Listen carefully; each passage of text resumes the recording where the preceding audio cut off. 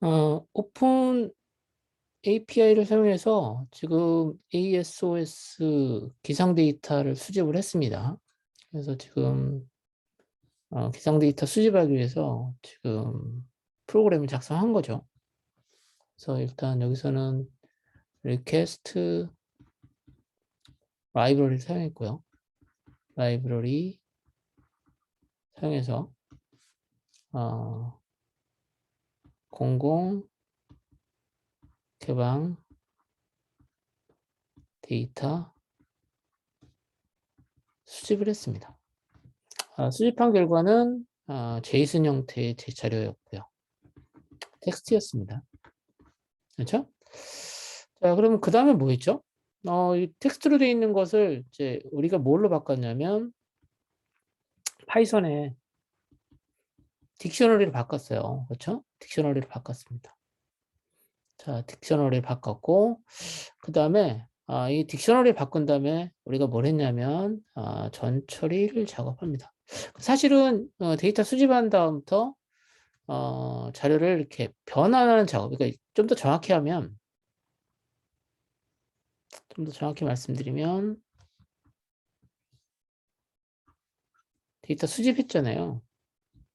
사실은 여기서부터 자료를 해석을 하잖아요. 자료를 해석하고요. 자료 처리하는 부분이 여기입니다. 여기서부터 이제 사실은 수집 자료 처리 부분이 들어갑니다. 사실 여기 제이슨 여기 들어온 다음부터 제이슨을 딕셔너리로 바꾸고 사실 변환한 거잖아요. 변환한 거죠. 변환했고 그 다음에 우리가 해당된 내용들에 대한 것을 수집 자료를 살펴보는 작업을 하기 위해서 뭐 예를 들어 평균 기온을 구한다 그러면 특정한 자료값을 추출합니다. 자료값 추출했죠. 자료값 추출했습니다. 그래서 여기서는 어떤 자료값이냐면 average TA라고 하는 평균 기온을 추출했고요. 자료값 추출했고요. 그다음에 얘를 다시 어떻게 했습니까? 얘를 플로트 값, 숫자 값으로 바꿔서 이제 지금 어디다 집어넣냐면 템프에다가 집어넣었습니다. 템프 리스트에다 집어넣었습니다. 그래서 지금 수집했고 수집한 작업을 했고 수집 자료를 처리하고 그 다음에 전 처리하는 작업을 지금 진행하고 있습니다. 전 처리하는 작업을 수행했어요. 그래서 이제 얻어진 게 이겁니다. 여기 이제 리스트로 얻어진 거고요. 평균 기온들을 얻어왔고 아직 얻어왔죠. 자, 그러면 아마도 이게 226개인가가 얻어질 거고요. 자, 그 다음에 이제 우리가 자료값에 대한 것을 자료에 대한 어떤 특성을 한번 분석해 볼 겁니다. 그래서 기온값을요. 평균 기온값 아까 보셨던 것처럼 이게 어디에 들어가 있냐면 average TA잖아요. 이 TA 값들을 지금 뭐 했었냐면 템프에다 넣었잖아요. 그래서 숫자를 바꿨죠. 숫자를 바꾼 다음에 얘를 다시 어떻게 한 거냐면 플로트예요. 실수거든요. 얘를 다시 정수값으로 바꿉니다. 다시 정수를 바꿔서 다시 템플을 만들어요. 자, 이때 뭐가 사용되냐면 여기 있는 것처럼 맵 함수가 사용됩니다. 맵 함수. 자, 맵 함수는요. 내가 변환을 하려고 하는 자료값이 여기 들어갔고요. 자료값. 이 자료값은 당연히 컬렉션 자료입니다. 컬렉션 자료가 들어가고 여기는 컬렉션 자료죠. 컬렉션 자료가 들어가고 이 자료를 내가 바꿀 거예요. 여기는 int 함수를 적용하는 겁니다. int 함수를 적용해서 다시 뭘 만드는 거냐 템프가 됩니다. 그러면 얘를 어떤 역할을 하냐면 지금 템프의 값이 여기 있는 거죠. 이게 오리지널 템프 값이 1.2, 뭐 1, 4.3, 뭐 5.2, 그 다음에 2.5다. 그럼 이 값을 지금 int 함수를 적용하는 거예요. 그럼 int 함수를 적용해서 지금 새롭게 지금 뭘 만들자? 리스트를 만드는 거죠. 리스트를. 자, 그럼 어떻게 되겠습니까? 1.1은 1이 될 거고요. 4.3은 4가 될 거고 5.2는 5가 될 거고 2.5는 2가 된다는 거죠. 이걸 만드는 거예요. 자, 뭘 사용해서? 4번에 있는 리스트 그 맵 함수를 사용해서 바꿨어요. 정수값으로 바꿨고 그 다음에 여기 있는 자료 있죠. 이 템프에 있는 것을 지금 뭐라는 거냐면, most common. 이게 그 카운터라고 하는 것은 자료 구조입니다. 자료 구조인데, 여기는 자료들을 하나하나 몇 개 발생했는가, 빈도수를 카운트하는 거예요. 빈도수를 카운트하는 그 클래스가 자료 구조에 있는 카운터입니다. 자, 그러면 어떻게 되죠? 지금 1은 한 번 나왔죠. 1은 한 번 나왔고, 자, 4는 한 번 나왔고, 5는 한 번 나왔고, 2는 한 번 나왔죠. 자, 이 값을 만들어내는 겁니다. 그래서 가장 많이 나타나는 거, 커먼이라고 하는 공통이잖아요. 가장 공통적인 것들을 찾아봅니다. 공통적인 걸 찾아요. 공통적인 거 이제 하나를 찾는 게 일이거든요. 그럼 일하게 되면 하나만 찾아지겠죠. 그렇죠? 하나를 찾을 거고 그 중에서 첫 번째 값을 찾아온 겁니다. 그게 여기는 27, 19가 되겠고요. 자, 그래서 여러분들이 여기 보시면 가장 자료에서 평균 기온 값을 보면 27도가 19번 발생했다라고 하는 거 확인할 수 있는 거고요. 자, 이번에는 내가 5개를 찾고 싶어요. 가장 빈도수가 높은 5개를 찾고 싶다. 그러면 most common count 하시면 됩니다. 그러면 뭐가 만들어지겠어요? 아까 얘기했던 것처럼 이 자료값이 지금 29가 지금 19번 나왔고 여기 나 있는 거죠. 요렇게 값들이 정해집니다. 그러면 지금 내가 그 수집한 자료에서 어떤 거죠? 자료에서 기온들의 값을 가지고 그룹핑을 하는 거예요. 어떻게 한다? 이게 얘를 정수로 바꿔서 얘를 이제 그룹핑 하는 거죠. 그래서 이제 나온 게 이겁니다. 그래서 27도가 19번 나왔고 13도가 14번 나왔고 11도가 13번 나왔고 16도가 13번 나왔고 19도가 13번 나왔습니다. 그럼 뭐 이런 것들을 해볼 수 있을 것 같아요. 여기서 나온 값들 가지고 그 가장 평균 기온이 이제 평균 기온 일수를 가지고 1년 동안 어떤 주어진 기간에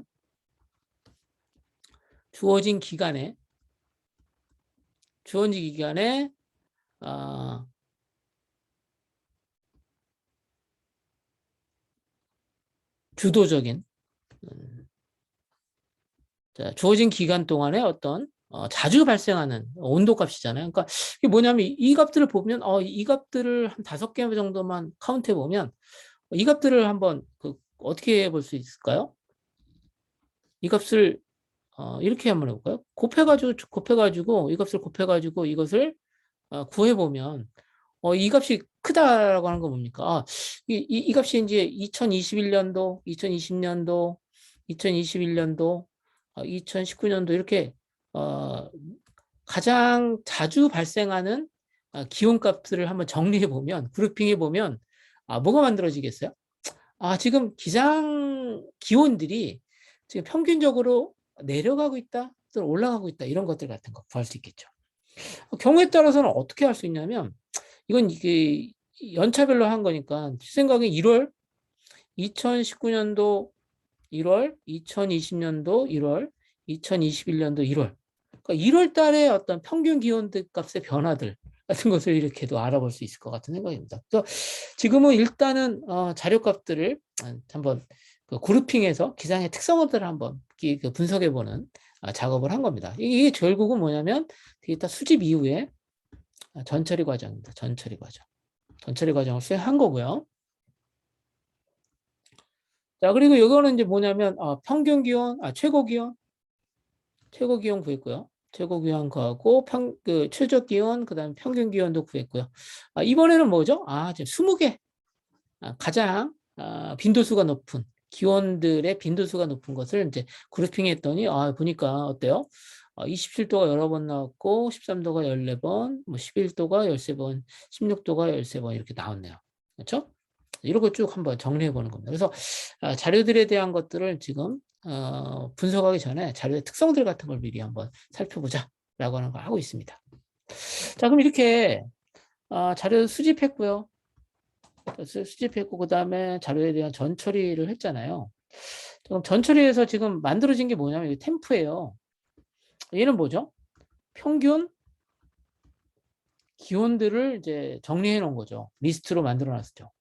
자, 그러면 이제 결국은 이 자료는 다음에도 사용을 해야 될 거 아닙니까? 재사용을 해야겠죠. 그런데 이거를 그냥 그 메모리에 리스트로 가지고 있으면 이게 재사용이 안 되잖아요. 그래서 어떻게 해야 될까요? 얘를 저장을 해놔야 되겠죠. 얘는 이제 별도의 분석을 위한 데이터셋으로 일단 저장하는 작업들을 해야 될 겁니다. 그게 이제 요겁니다. 그래서 수집한 자료 중에서 내가 뭐 어떤 자료들이 관심이 있냐면 일단 시간 정보가 필요하겠죠. 시간 정보, 그 다음에 스테이션, 어떤 곳인가에 대한 장소 정보를 알 수 있고요. 그 다음에 최고 온도, 최저 온도, 평균 온도, 그 다음에 이거는 아마 뭘까요? 이게 평균, 이 풍속이네요. 자, 풍속만 내 관심 있는 거예요. 얘를 제가 어떻게 한 거죠? CSV 파일로 지금 저장해 놓습니다. 그래서 저장을 하죠. 그래서 라이트를 하려고 하고 있고요. 그래서 맨 처음에 하는 일은 뭐냐면 얘를 CSV 파일은 이렇게 돼 있잖아요. 컴마로 분리가 되어 있으니까 마치 뭐랑 비슷한 거냐면 테이블이랑 똑같거든요. 그래서 TM, 그 다음에 여기 있는 것처럼 스테이션 아이디, 그 다음에 여기 있는 것처럼 맥스 TA, 그 다음에 민 TA, 그 다음에 뭐죠? average TA 하나 더 있네요. 이렇게 average RHM, 이게 풍속일 거예요. 이걸 일단 쓴 거예요. 여기다가 파일에다 썼네요. 파일에 썼고요. 그 다음에는 뭐냐면 아까 얘기했던 것처럼 아이템의 개수만큼, 아이템의 개수가 있잖아요. 아까 얘기했던 것처럼 이제 그 배열에 들어가 있으니까 얘에서 하나씩 뭐 하죠? 해당되는 내 관심 있는 값들만 이렇게 하나씩 뽑아요. 그래서 이걸 변수에다 집어넣고 얘를 이렇게 리스트로 만듭니다. 그 다음에 여기 있는 것처럼 write row를 하는 거예요. 여기 보면 재밌는 것 중에 하나가 이게 write row를 하게 되면 여기 한 줄씩 쓰여지는 겁니다. 이 값들이. 자, 그러면 몇 줄이 쓰여지냐면 아마도 226줄이 쓰여질 거고 얘는 헤더가 됩니다. 이렇게 해서 CSV 파일을 만듭니다. 자, 그러면 얘는요, 뭘로 확인할 수 있냐면 그럼 메모장으로도 확인할 수 있어요. 메모장으로 확인합니다. 그래서 지금은 만들어진 파일이 어디에 들어갔냐면 weather underscore station id.csv에 저장됩니다. 요거 확인해 보시면 되겠습니다. 그러면 나중에는 뭐 하죠? 다음에는 다시 그 수집할 필요 없어요. 다시 수집하지 않고 지금 저장돼 있는, 그렇죠? 전처리 후 저장된 CSV 파일을 읽어가지고 이제 다시 분석을 하시면 되겠죠. 그렇죠? 그러니까 내가 이 서비스가 끝나더라도 우리가 이게 수집해가지고 수집 후에 수집한 다음에 저장을 했잖아요. 전처리했고요. 전처리 후에 저장되어진 CSV 파일을 분석하면 됩니다. 자, 이렇게 해서 여러분들이 CSV 파일을 만들어서 이제 다음부터는 우리가 다시 수집 요청하지 않습니다. 다시 리퀘스트 쓸 필요 없습니다. 자, 이렇게 하고요.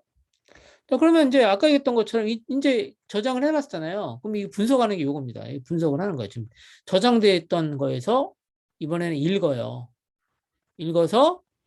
자, 요 자료를 읽을 거예요. 그래서 여기 있는 것처럼 CSV 파일을 읽습니다. 파일을 읽고요. 그다음에 읽어서 읽을 수 있도록 하는 리더 객체를 하나 만들고, 자, 그다음에 next read를 하면 이게 뭐죠?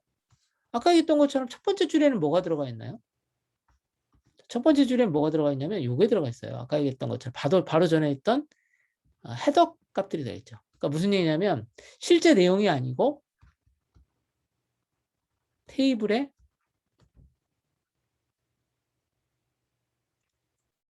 각각 항목에 대한 이름이 들어가 있어요. 필드명이 들어가 있고요. 필드 값이 아닙니다. 필드명만 들어가 있으니까 요거를 스킵하고 지금 뭘 하는 거냐면 여기에 자료값을 읽겠습니다.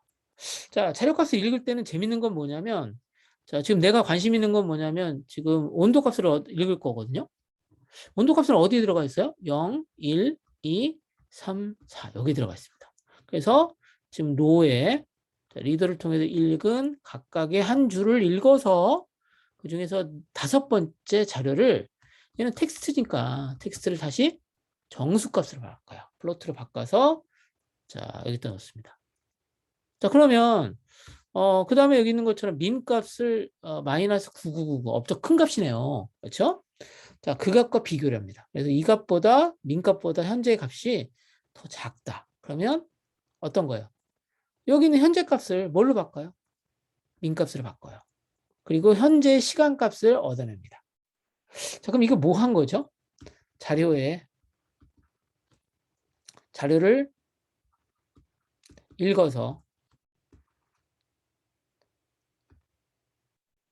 최저 온도 값을 구하고 해당 최저 온도 값의 날짜를 얻어내는 겁니다. 그래서 이렇게 얻어낸 거예요. 이게 보니까 마이너스 2.8도가 2021년도 1월 7일 날 이때가 가장 낮은 온도였습니다. 이게 제 생각에는 이게 제주도인 것 같아요. 그렇죠? 자, 이렇게 해가지고 여러분들이 이제 데이터 분석들을 이제 진행할 수 있습니다. 이제부터는 나름대로 이제 수집을 한 다음에 전처리하고요. 전처리된 결과 파일 만들었죠. 자, 전처리 결과 파일 만들었습니다. 전처리 결과 파일 만들었으니까 이 다음부터는 이제 사실은 수집 단계에 들어가는 거예요.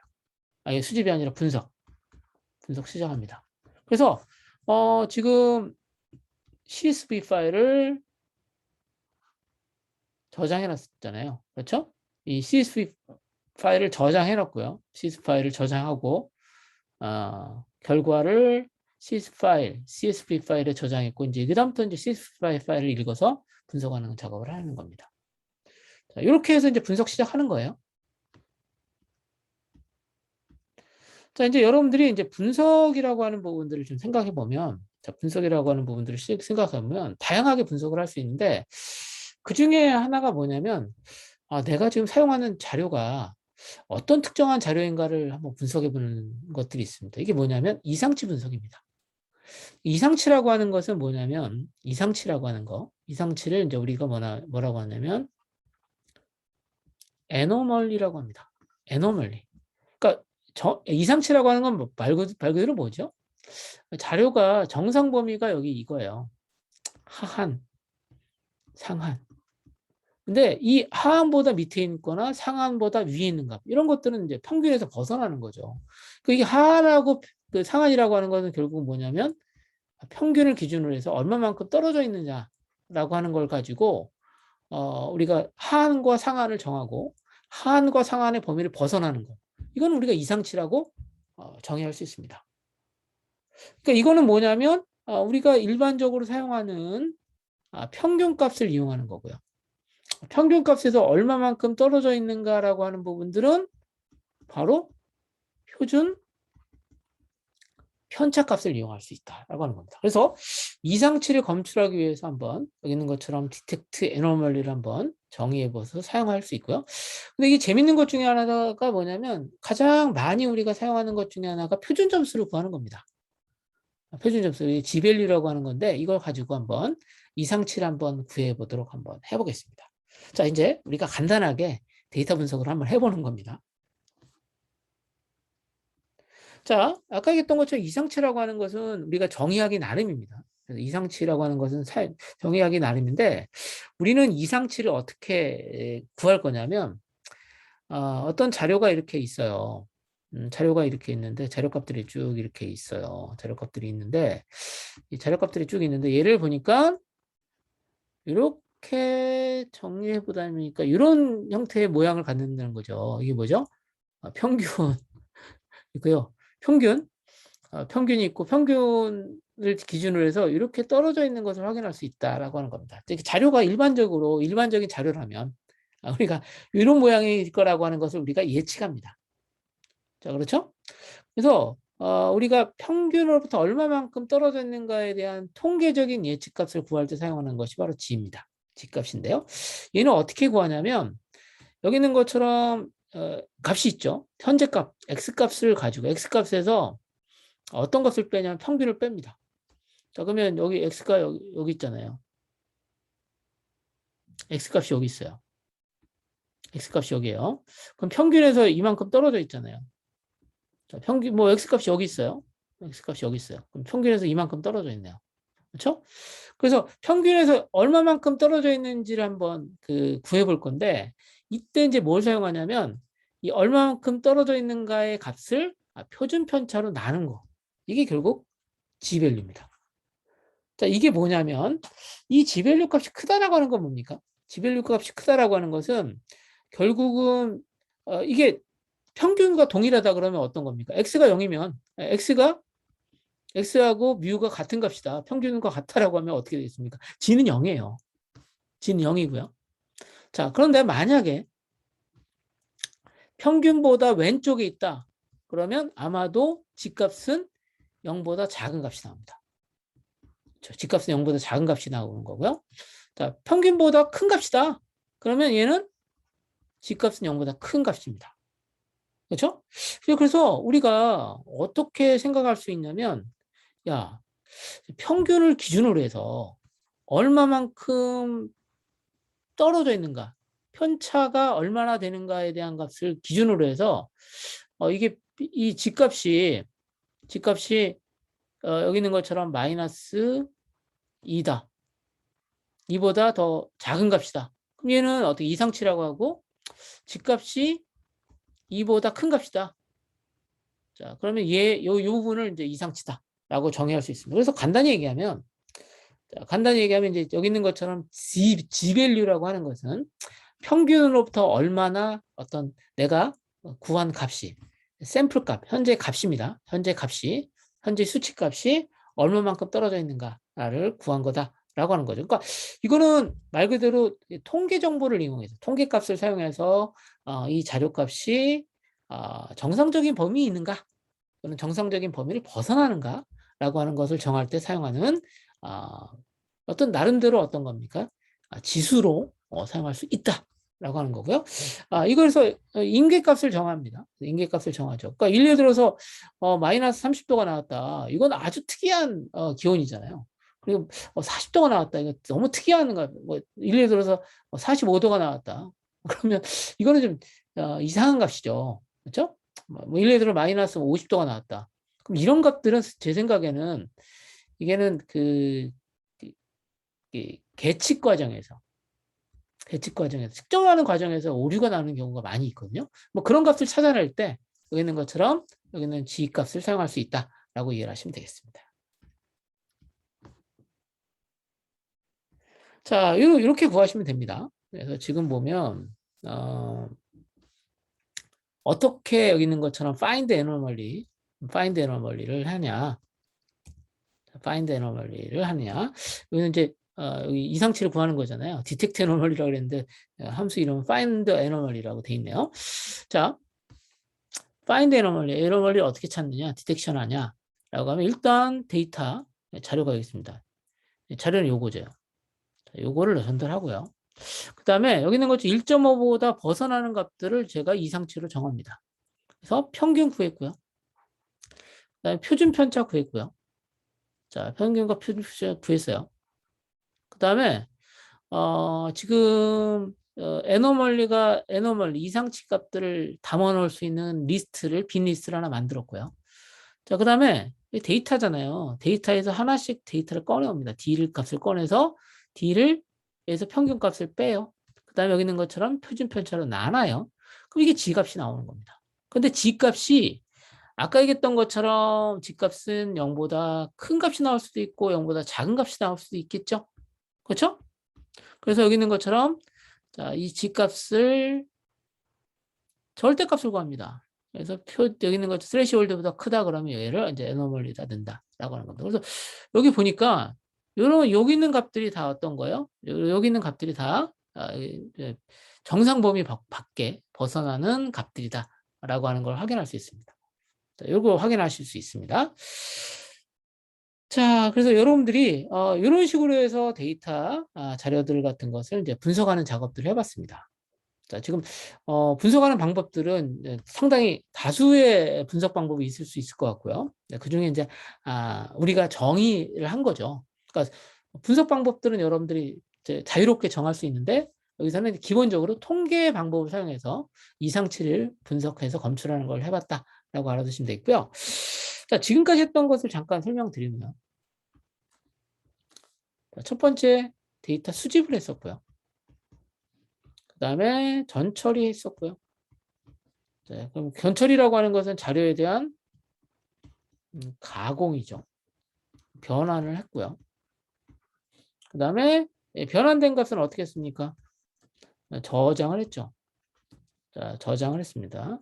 자, 전처리 결과를 저장했어요. 뭘로 저장했나요? CSV 파일을 저장했고요. 자, 4번은 뭐죠? 4번은 자, CSV 파일을 읽어서 분석을 했습니다. 그런데 이제 문제는 뭐냐면 이 분석할 때 실제적으로 기존에 이제 파이썬 라이브러리를 사용하면 좋긴 좋은데 사실은 이제 그 조금 더 편리한